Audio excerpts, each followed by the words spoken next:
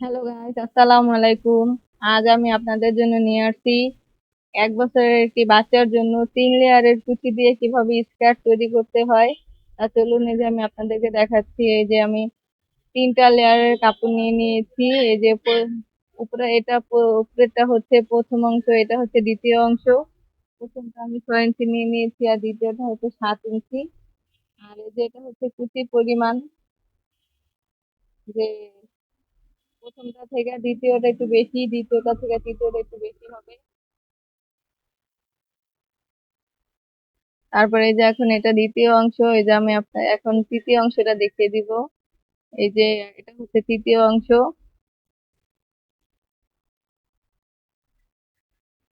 এই যে তৃতীয় অংশটা আমি এই যে প্রথমটা থেকে 1 ইঞ্চি 1.5 ইঞ্চি করে বেশি নিয়েছি। এই যে এটি কুচির পরিমাণ গুলো দেখিয়ে দিচ্ছি।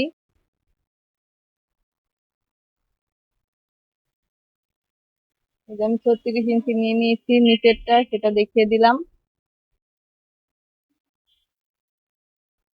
তারপরে এই যে এখন আমি আপনাদেরকে কুচি দিয়ে দেখাবো পার্ট বাই পার্ট। প্রথম অংশে দেওয়ার পরটা কোমরে রাবারই হবে, কুচি হবে না। এই যে এখন আমি দ্বিতীয় অংশে কুচিটা দিয়ে নিচ্ছি।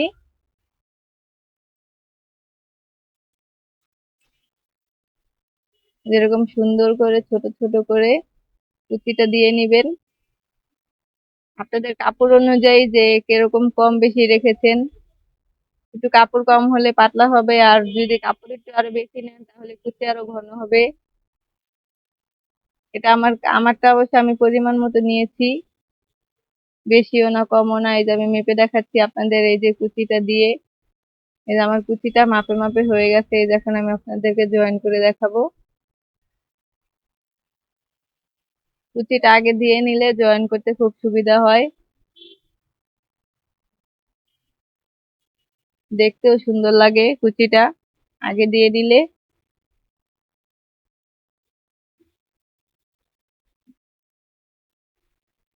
আর এরকম কুচি দিয়ে বাচ্চাদেরকে এরকম স্কার্ট বা ফরক যে কোনো একটা তৈরি করে নিতে পারেন। বাচ্চাদেরকে খুব সুন্দর দেখা যায় এরকম সুন্দর সুন্দর ডিজাইন করে জামা বানিয়ে দিলে।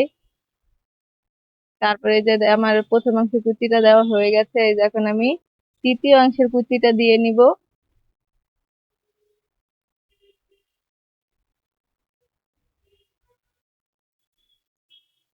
এই যে সেম ভাবে দ্বিতীয়টার মতো আমি তৃতীয়টার কুচি এরকম দিয়ে নিচ্ছি। বেশি ঘনও না বেশি পাতলাও না, মিডিয়াম অনুযায়ী।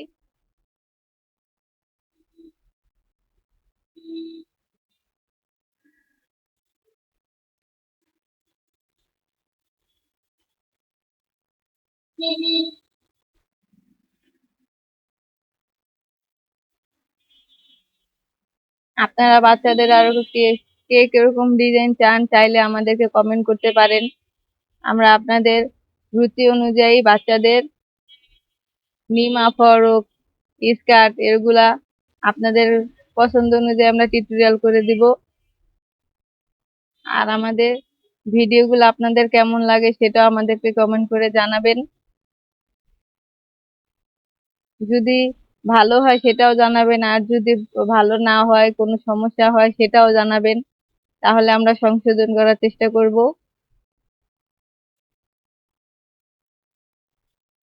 এই যে আমি সুন্দর করে কুচিটা জয়েন করে নিচ্ছি।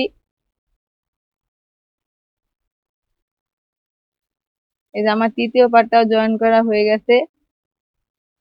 এই যে দেখতে পাচ্ছেন যে এরকম 3 লেয়ার দিয়ে স্কার্টটা তৈরি করলে কত সুন্দর হবে। বাচ্চাটা পরলে বাচ্চাটাকে পুতুলের মতো দেখা যাবে। তারপরে এই যে দেখেন, আমি এখন এই সাইডটা সেলাই করে নিব।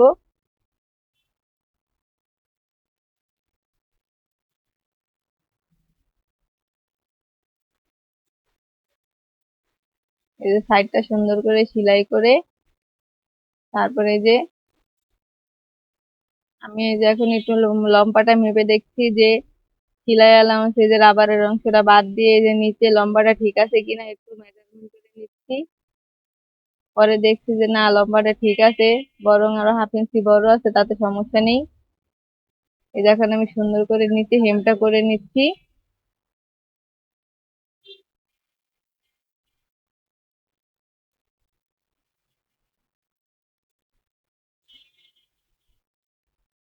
এরকম নিচে কুচি হলে বর্ডারটা একটু চড়া দিলে সুন্দর হয়। আর যদি অনেক ঘের রুমাল কাটিং থাকে তখন ওখানে একদম চিকন 1/4 করে সেলাই করলে সুন্দর হয়। আর পিকো করলে তো আরো সুন্দর হয়। আর এখন আমি যে আপনাদেরকে রাবারটা, অবশ্য এটা বাচ্চা তো 1 বছরের বাচ্চা, সেজন্য আমি এটা এখানে মোটা রাবার জয়েন দিব না, আমি এখানে চিকন দুইটা যে রাবারের ঘাট কিভাবে তৈরি করতে হয় আপনারা দেখতে থাকুন। এই যে প্রথমে একটা এরকম সেলাই দিয়ে পুরাটা ঘুরিয়ে সেলাইটা শেষ করে তারপরে একটা মাঝখানে সেলাই করে নিতে হবে।